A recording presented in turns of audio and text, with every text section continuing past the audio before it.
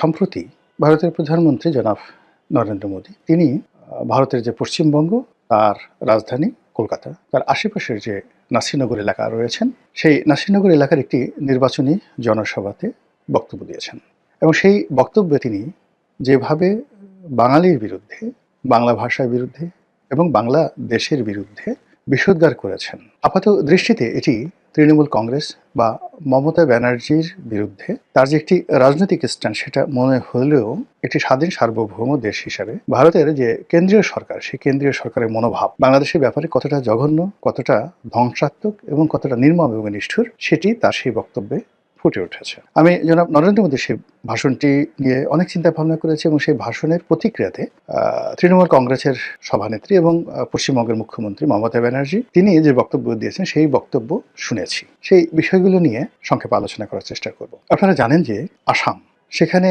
আসাম এবং ত্রিপুরা এখানে নরেন্দ্র মোদীর যে রাজনৈতিক দল বিজেপি তারা সেখানে অতীতের যে কোনো সময় আসছে ভালো করেছে, অর্থাৎ সেখানে বিজেপির শাসন চালু হয়েছে। কিন্তু স্বাধীন ভারতের রাজনীতিতে সবসময় বাংলা মানে পশ্চিমবঙ্গ খুব গুরুত্বপূর্ণ ভূমিকা পালন করেছে। পশ্চিমবঙ্গের কারণে যাকে বলা হয় পুরো রাজনীতি বারবারই উলটপালট হয়েছে, কখনো যাকে বলা হয় রাজনীতিবিদদের দ্বারা, কখনো শিল্প সাহিত্যিক কবিদের দ্বারা, কখনো ব্যবসায়ীদের দ্বারা। পশ্চিমবঙ্গ পুরো ভারতবর্ষের রাজনীতি নিয়ন্ত্রণ করেছে। একসময় ডক্টর বিধানচন্দ্র রায়, জ্যোতি বসু, এরপরে তারও আগে মাওলানা আবুল কালাম আজাদ, হুমায়ুন কবির, এরপরে সর্বশেষ যে রাষ্ট্রপতি ছিলেন প্রণব মুখার্জি, এই সমস্ত দিকপাল ছাড়াও শরৎ বসু, তারপর বাংলার বাগ আশুতোষ মুখার্জি, শ্যামাপ্রসাদ মুখার্জি, অসংখ্য লোক মানে যারা সর্বভারতীয় রাজনীতিতে এতটা দিকপাল হয়ে আছেন যে তাদের সমপর্যায়ের রাজনীতিবিদ আসলে তৈরি হয়নি। কবি, সাহিত্যিক সব ক্ষেত্রে মানে আমরা যেমন আমাদের বাংলাদেশে যেমন জাতীয় সঙ্গীত রবীন্দ্রনাথের, ভারতের জাতীয় সঙ্গীত তো রবীন্দ্রনাথের, বাড়ি কোথায়? এই কলকাতাতে। আবার তিনি বিয়ে করেছেন কোথায়? যশোরে, আমাদের এই জায়গাতে। তো ভারতের যারা রাজনীতি করেছেন প্রথম থেকে তারা বাংলাকে সবসময় ভয় পেয়েছেন, অর্থাৎ বাংলা যখন একত্র থেকেছে তার সঙ্গে সঙ্গে বিহার এবং উড়িষ্যা অটোমেটিক চলে এসেছে, আসাম এবং ত্রিপুরা সেখানে বাংলার করদ রাজ্যে পরিণত হয়েছে। তো এখন একটু ম্যাপের দিকে তাকান তো, যে বাংলাদেশের ভূখণ্ড, তার সঙ্গে পশ্চিমবঙ্গ, বিহার, তারপরে আসাম, উড়িষ্যা, এই যে অঞ্চলটি হাজার হাজার বছর ধরে একত্রে ছিল এবং এই অঞ্চলটি দিল্লির মানে এখানে যত বেশি ঐক্যবদ্ধ হয়েছে দিল্লির সিংহাসন তারা নিয়ন্ত্রণ করেছে। সেটা পালদের আমল বলেন, সেনদের আমল বলেন, শশাঙ্কের জমানা বলেন, হর্ষবর্ধনের জমানা বলেন, সব সময়টাতে, এমনকি বাংলা, বিহার, উড়িষ্যা সেই মুর্শিদ কুলি খান থেকে নবাব সিরাজউদ্দৌলা পর্যন্ত এই পুরো সময়টি বাংলা থেকে দিল্লি নিয়ন্ত্রিত হয়েছে। এমনকি ভারত ইংরেজ শাসনের যে বুনিয়াদ কোত্থেকে হয়েছে? এই বাংলা থেকে। তারাই বাংলা, বিহার, উড়িষ্যা নবাবকে পরাজিত করে এই প্রথম কলকাতাতে তাদের রাজধানী স্থাপন করেছে এবং একেবারে শেষ 1905 সন বা 11 সনের দিকে সেই তারা বঙ্গভঙ্গ করতে বাধ্য হয়েছে। এর কারণ হলো তারা দেখলো যে এই বাংলাই তাদের যাকে বলা হয় পতনের মূল কারণ। মমতা ব্যানার্জি তার বক্তব্যে বলেছিলেন যে এই বাংলা সম্পর্কে ইংরেজদের যে ভয় ছিল, পুরো ইংরেজ জমানাতে তারা মোট 7 লক্ষ কয়েদিকে আন্দামান নিকোবর দ্বীপপুঞ্জে তারা নির্বাসিত করেছিল এবং তার টোটাল লিস্ট মমতা ব্যানার্জি সেখান থেকে নিয়ে এসেছে। ভারতবর্ষের অন্য কোনো জায়গা থেকে এর কাছাকাছি মানে যত লোক আন্দামান নিকোবর দ্বীপপুঞ্জে নির্বাসিত হয়েছিলেন তার 90% বাংলার আর 10% মাত্র পাঞ্জাবের। এই যে বিপ্লবী, এই বিপ্লবীদের কারণে কি হলো, ইংরেজরা বাংলাকে 2 ভাগে বিভক্ত করেছে আর তারা পাঞ্জাবকে 2 ভাগে বিভক্ত করেছে, পূর্ব পাঞ্জাব, পশ্চিম পাঞ্জাব। পাকিস্তানের যেমন একটা পাঞ্জাব আছে, আবার ভারতের একটা পাঞ্জাব আছে। ফলে এই দুটো পাঞ্জাব যখন একত্র থেকেছে তখন তারাও দিল্লিকে ডমিনেট করেছে, কিন্তু বাংলার মতো এতটা করতে পারেনি কখনো। এই জন্য সেই আকবরের জমানাতে, তার আগে সুলতানি জমানাতে, মানে সেই কুতুবউদ্দিন আইবেক থেকে শুরু করে মুঘলদের আসার পূর্ব পর্যন্ত যে জমানাটা, সেই প্রায় 400 বছর, এটিকে সুলতানি জমানা বলা হয়। এই সুলতানি জমানাতেও এই বাংলাকে মানে দিল্লির যারা প্রভু ছিলেন তারা এই বাংলাকে খণ্ড বিখণ্ড করে দিয়েছেন। কখনো তারা 12 ভূঁইয়া বানিয়েছেন, কখনো বাংলা, বিহার, উড়িষ্যা করেছেন, কখনো ঢাকা থেকে মুর্শিদাবাদে নিয়ে গেছেন, সব এলোমেলো করে দিয়েছেন। আর সর্বশেষ যেটা যাকে বলা হয় যে ইংরেজরা যেটা করেছে সেটার উপর কিন্তু ভারত আছে। এখন ভারত কিন্তু বাংলাদেশটা দখল করতে চাচ্ছে না, কেননা ভারত যদি বাংলাদেশ দখল করতে চাইতো 71 সনে কিন্তু তারা সেটা করতে পারতো উইদিন 1 মিনিট। এটা কোনো ব্যাপারই ছিল না। 16 ডিসেম্বর তারা সেটা করে নিতে পারতো, একীভূত করে নিতে পারতো। ট্রু শব্দ, আমরা যেখানে এখন একজন সার্জিস হাসনাতের ভয়ে সকাল বিকাল ফিট পড়ছি, আমরা এখন যেখানে জামাতের বা শিবিরের একজন লোক ধমক দিলে আমাদের কাপড় নষ্ট হয়ে যাচ্ছে, আমরা হা করে থাকছি, আমরা ডক্টর মোহাম্মদ ইউনূস বা তার প্রেস সেক্রেটারি যদি আমাদের দিকে একটু হালকা করে চোখ মারে জাস্ট একটা চোখ টিপ মারে, আমাদের জীবনে কি আমদ ঘটে যাবে। এই হলো আমাদের সাহস।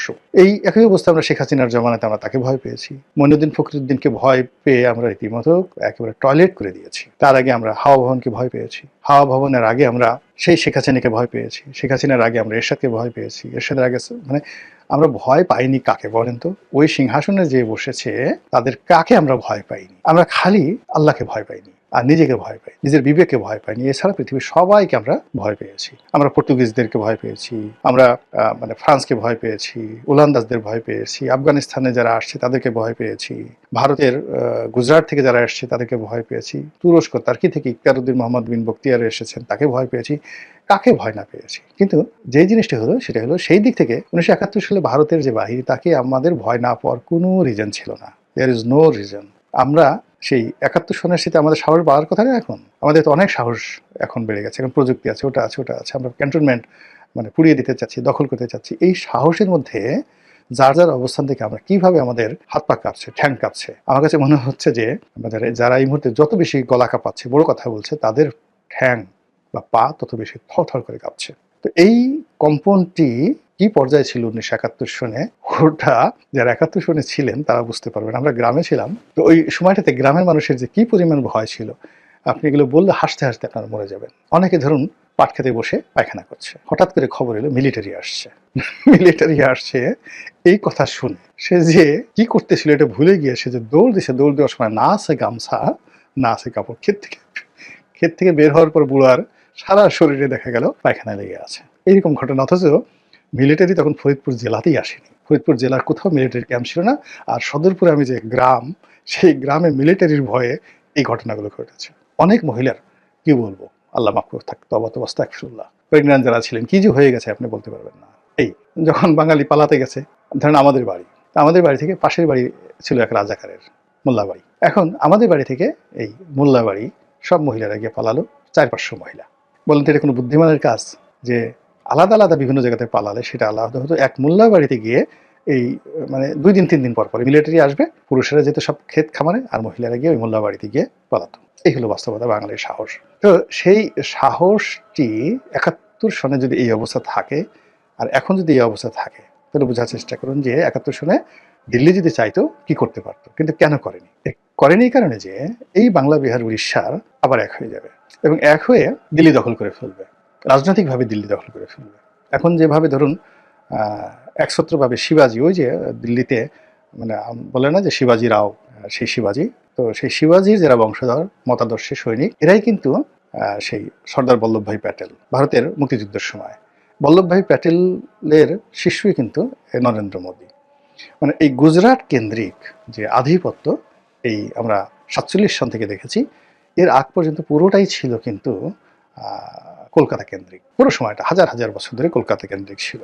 আর এর বাইরে দিল্লিতে যারা দেখতেন তারা ওই বিদেশ থেকে আসতেন, আর তারা মানে আশেপাশে যে মধ্যপ্রদেশ আছে, উত্তরপ্রদেশ, মধ্যপ্রদেশ এবং এই যে রাজস্থান, সেই রাজস্থানের যারা রাজপুরুষ, রাজনীতিবিদ, তাদেরকে নিজেদের কবজায় রাখতেন।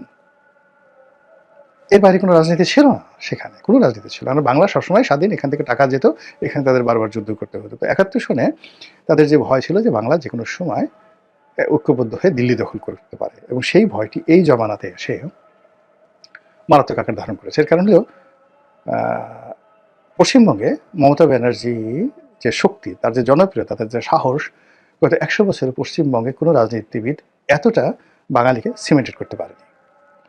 2 নম্বর হলো যে এই বাংলাদেশের এই ভূখণ্ডটি এখন এই মুহূর্তে ধনের সম্পদ পরিপূর্ণ হয়ে এমন একটা ভার্নারেবল অবস্থায় চলে গেছে, এটাও অতীতে গত 100 বছরে আপনি কখনো দেখবেন না। অর্থাৎ এটাকে হুমায়ুন যেটা বলেছিলেন দোজখপুর জান্নাত, মানে এখানে এখন আজকের দিনে হাজারো সমস্যা আছে, কিন্তু তারপরেও এখানে যে সম্ভাবনাগুলো আছে, মাটির নিচে, আকাশে এবং মাটির উপরে, পশু পাখি, কীট পতঙ্গ এবং মানুষ, এদের মধ্যে সম্মিলিত যে প্রাকৃতিক রিসোর্স রয়েছে, আমেরিকার জিহ্বা বের হয়ে আছে এই রিসোর্সগুলো, সম্পদগুলো নেওয়ার জন্য, ভারতীয় জিহ্বা বের হয়ে আছে, তারপর ব্রিটেন, ফ্রান্স থেকে শুরু করে এমনকি সৌদি আরব, এমনকি তুরস্ক, তারা সবাই এই বাংলার উপরে কর্তৃত্ব দেখাতে চাচ্ছে।